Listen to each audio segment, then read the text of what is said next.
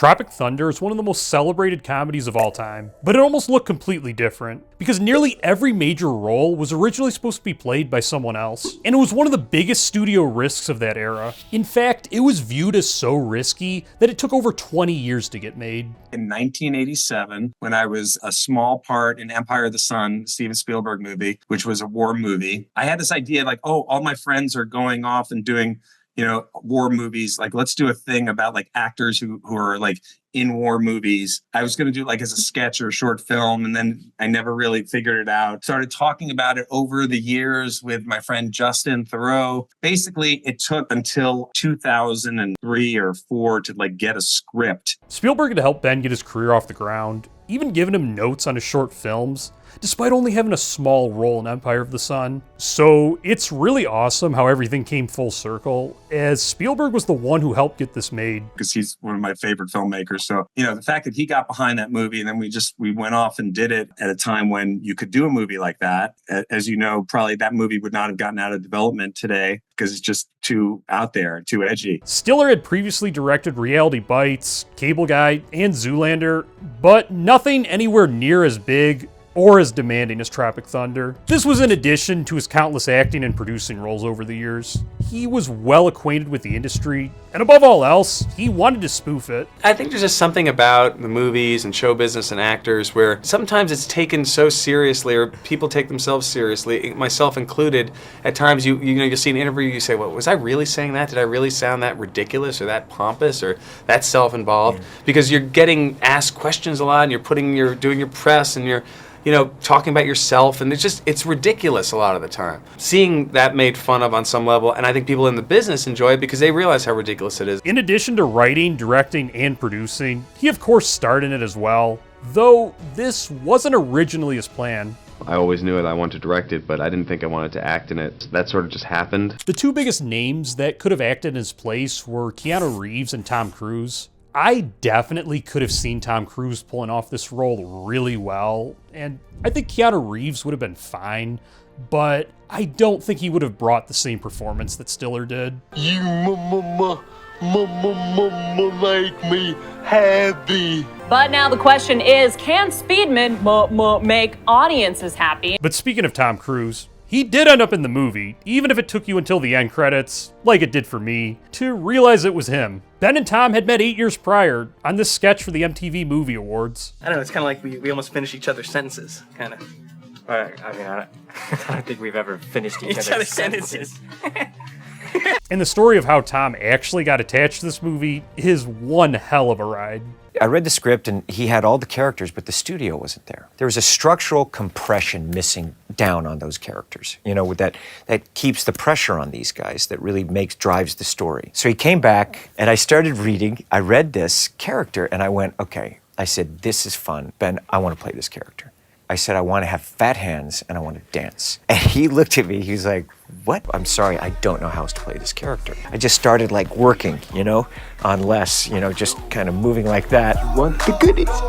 He picked the music out, he edited this thing together, he was just pissing himself. Just a classic example of the power of collaboration in film. Things didn't run so smoothly for Brandon T. Jackson, who played the role of Al Pacino. I auditioned probably like 18 times for Ben Stiller. Just kept auditioning. He was like, if something's not right, I'm like, do I got the part even bring it back in? Do it this way, do it that way, do it this way, do it that way. And the worst part of all of that is that after all of that auditioning, Brandon didn't even get the role. Stiller instead opted for the rapper Mos Def. But thanks to a pretty big f*** up on Mos Def's end, Brandon got one more shot. Allowed Mos Def to show up late one day to a table read.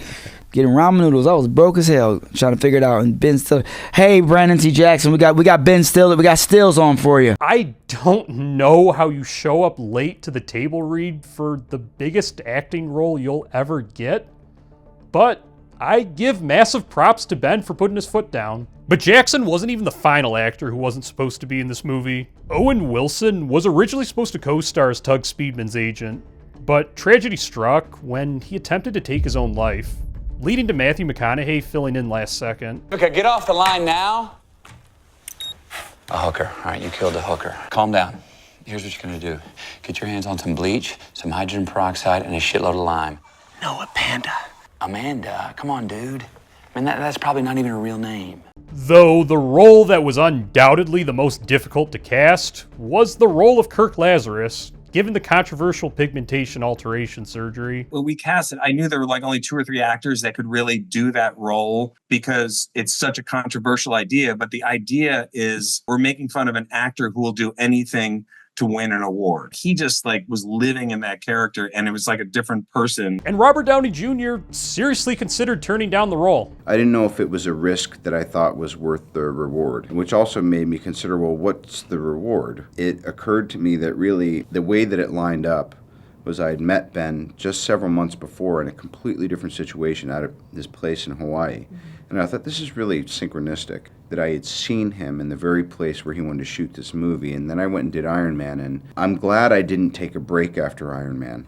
But we're all thankful he took it. He's no doubt one of the most talented actors of this generation, and I'm sure it would have been a nightmare to try and cast this role had he said no. But the casting fun didn't stop there, because in addition to giving Brandon T. Jackson his biggest opportunity to date, Ben did the same thing for Danny McBride. Honestly, it had been a year since I'd even been on a real movie set. So that was like movie star camp. I mean, it's on this movie that's massive, there's a million actors I had seen. So it just was sort of like trying to stay alive and feel like I could hold my own with all of these like super talented, successful people. And to go from like waiting tables a year earlier, and then the next year I'm in Kauai with Stiller and Robert Downey Jr. and Jack Black and all these guys. It was mind-blowing. Then there was Jay Baruchel, who this movie wasn't just a dream come true for, but so was the audition process. And I remember distinctly that audition because it was at Amblin Entertainment, and as a lifelong Spielberg fan, I was like, holy crap, I'm in his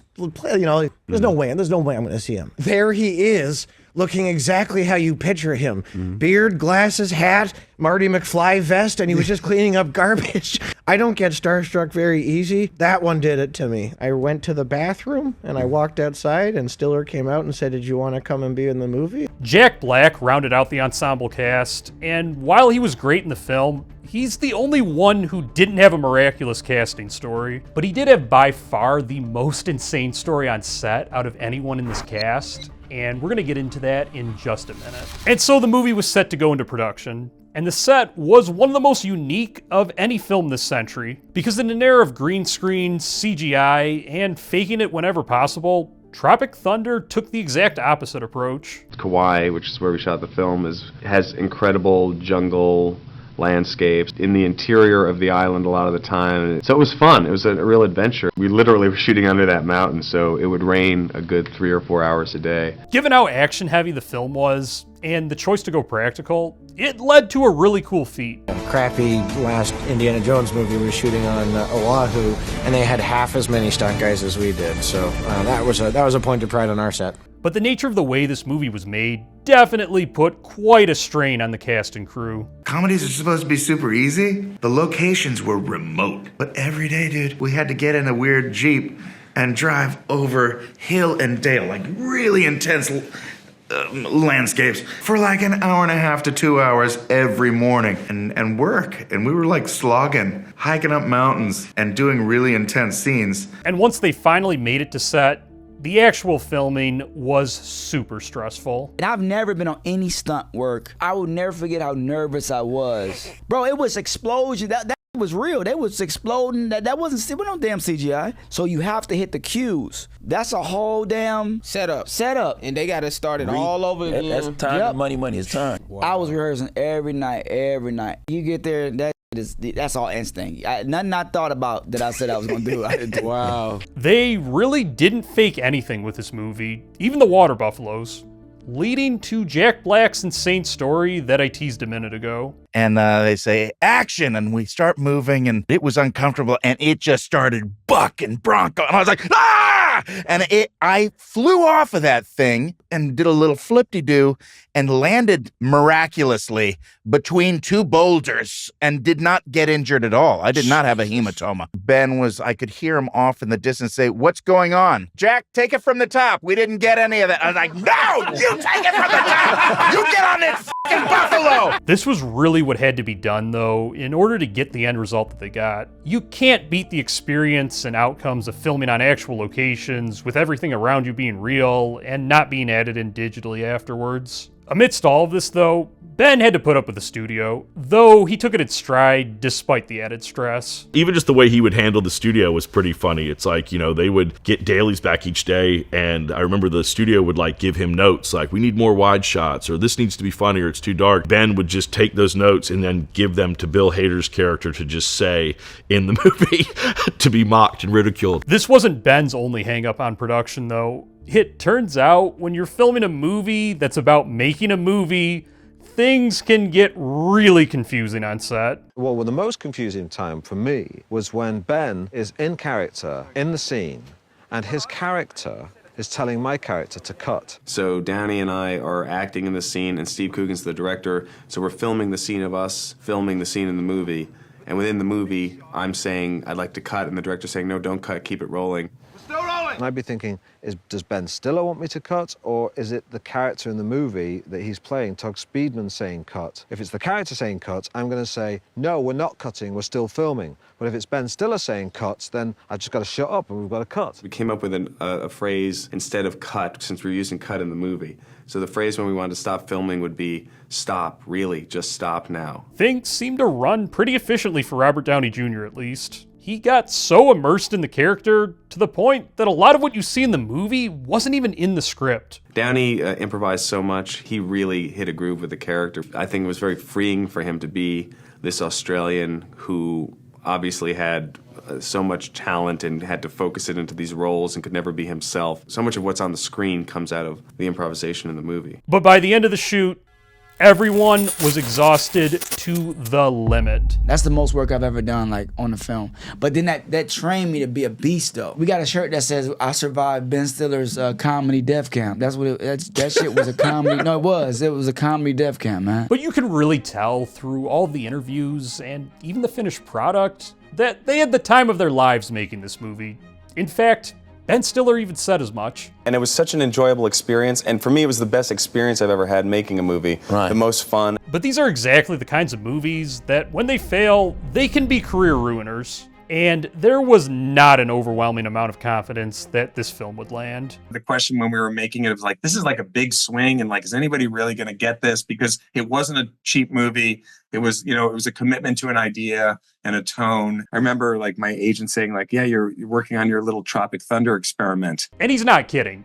This movie was not a sure bet to make money like a Batman movie or a Conjuring movie. And its $90 million budget equates to roughly $140 million today, meaning it was more expensive to make than many modern blockbusters like the Ghostbusters reboot or the Super Mario Brothers movies. While also not having the existing fan bases to rely on. Things are at least finally starting to get better in this regard, but Tropic Thunder is the exact opposite of the kind of movie that studios have been greenlighting for the past decade. And it wasn't just the financial risk, but also the controversial nature of the movie with respect to Robert Downey Jr.'s character, the liberal use of the word retard, and then the depiction of mental disabilities. I really believe that with Robert, man. I was more worried about, getting exiled from my community from having been in a movie with somebody playing blackface.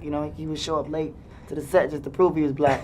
You know what I'm saying? I know who I am! I'm a dude playing a dude disguised as another dude! I was worried about it before we started a little bit, but I got my finger enough on the pulse of things, and nowadays you can kind of tell, the fanboys and girls will let you know what you should expect. And the ironic part is that Robert was right. Despite his character being viewed as the most controversial today, he wasn't the one that got the flack at the time. It's strange to me that we're taking flack from a disabilities support group with all of the other archetypes and stereotypes we tended to address lampoon and all that, and nothing is above satire.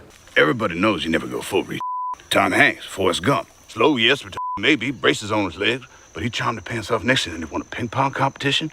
That ain't Never go for a Despite this, Ben Stiller never had any bad intentions and tried to make it clear. Tug was, playing this character of Simple Jack. Mhm. That was, Yeah, that won't be tough. that would got some blowback. I showed the movie to the NAACP in LA before we released the movie just because of Robert's character that he was. And to me, the joke in the movie always was that these actors are trying to do anything they can to win an award. I think people who get the movie get that. That's what comedy is. You got to take chances. You got to put it out there. As long as you're clear, where the joke is, you know where you're coming from, and you can stand by it, which I do. I still stand by the movie. And I would hope that we could make another Tropic Thunder. Oh my gosh, it's so good. And when attacked at the time, Ben made no apologies. Junior in blackface. There are other people saying there's this whole situation of the character that you play who is mentally disabled and some of the language that is used there. And your response to that is? Well, my first response is it's a comedy and we're really making fun of ourselves. The whole movie is about actors and actors who try to do things to be taken seriously. So in the context of the movie, I'm really comfortable that that's how it comes off. When you make a movie like this, you have to kind of go with your gut. But it was finally time to go to theaters. And to quite the surprise, critics loved this movie, garnering an 82% on Rotten Tomatoes, with Roger Ebert, who's not known for having a strong sense of humor,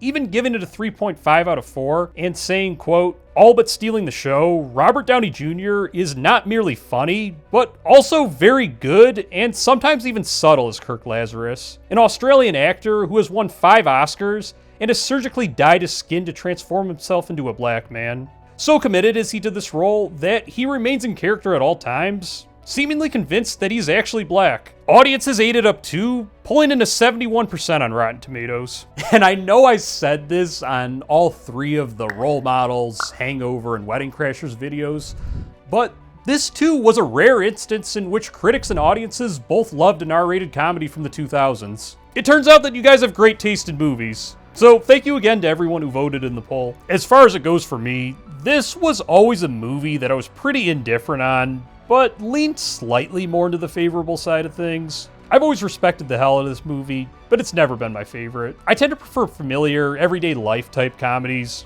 but I'll say I really enjoyed it when I rewatched it for this video. I'm not sure if it's because I knew the behind the scenes story now, or if it's because I was paying extra close attention with the production of the next feature I'm directing set to begin in less than a month. But this was a really good time. Speaking of films I've directed, you can catch my directorial debut for free on Tubi. But as far as how things ended up financially, Tropic Thunder grossed nearly $200 million at the box office and brought in a small profit, which it added to with its $50 million in DVD sales. But probably the single most ironic thing about this entire movie is that the ever-controversial role of Kirk Lazarus ended up earning Robert Downey Jr. an Oscar nomination for Best Supporting Actor. I don't believe you people. What do you mean, you people? What do you mean, you people? Huh?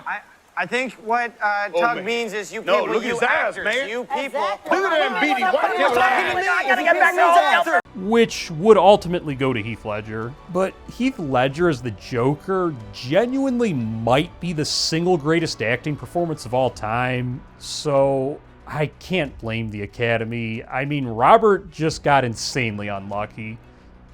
If this movie came out 1 year later or 1 year earlier, I'm guessing Robert takes home the trophy. Unlike 99% of movies, though, the discussion for Tropic Thunder didn't end there, as it's still being discussed and debated to this day. Probably the most attention this movie's gotten in modern times is on Robert Downey Jr.'s role. And also Ben, who is a masterful artist and director, probably the closest thing to a Charlie Chaplin that I've experienced. He writes, he directs, he acts. If you had seen him when he was directing this movie, you would have been like, I'm watching David Lean, I'm watching Chaplin, I'm watching Coppola. He knew exactly what the vision for this was. He executed it. It was impossible to not have it be an offensive nightmare of a movie. 90% of my black friends are like, dude, that was great. And I can't give enough credit to Ben Stiller. In an age where so many creatives are looking back on past work and showing remorse and apologizing, he's held firm. What the reaction can be out there, it's more intense. I don't think it should stop people from doing it. Kind of do what you think is funny and to go for it. And many of the cast alike still feel fondly about this movie to this day. It's hard not to be like, God damn, I was there. I was there when they did it. If I ever have little ones one day, I'll be like, look what your old man got to do. The movie was a huge opportunity, particularly for Jay Baruchel and Brandon T. Jackson, and it didn't stop there for either of them, because Jay parlayed the success into the likes of She's Out of My League and Goon, while Brandon jumped into the worlds of Fast and the Furious, Percy Jackson, and Big Mama's House. And this movie should serve as a reminder that internet noise doesn't equal reality, as Robert Downey Jr. has since done Sherlock Holmes, one of my favorites in Due Date, all of the Marvel movies, and arguably the greatest movie of the decade in Oppenheimer, which he actually did win an Oscar for. A high-stakes movie, no doubt, but regardless of the outcome, the likes of Ben Stiller, Robert Downey Jr., and Jack Black would have been fine. The same couldn't be said for Paul Rudd, McLovin, or David Wayne when it came to role models, though, as so many careers were on the line, and all hell broke loose when the writers went on strike right when they needed to rewrite the script. And I take you on this wild ride here.